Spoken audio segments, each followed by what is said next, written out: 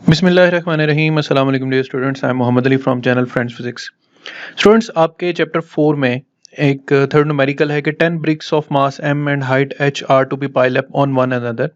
How much work will be done in sticking up the bricks? अब सवाल ये है कि आपके पास ईंटें कुछ पड़ी हुई हैं ज़मीन पर, उनको आपने एक दूसरे के ऊपर रखना है, तो इसमें आपको कुल कितना वर्क करना पड़ेगा। तो बुक में तो प्रोसीजर है, बट मैं आपको एक सिंपल सा शॉर्टकट बताऊंगा, जैसे कि शॉर्टकट सीरीज चल रही है।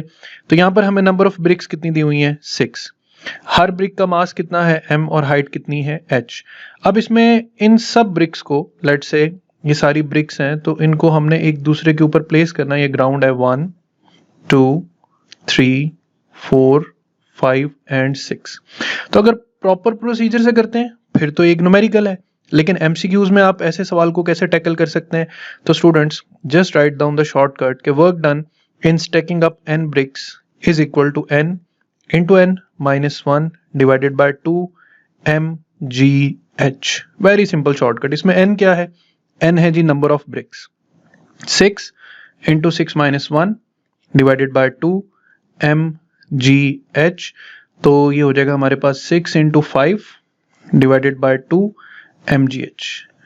तो फाइनल आंसर क्या आ जाएगा स्टूडेंट्स, दैट इज 15 mgh।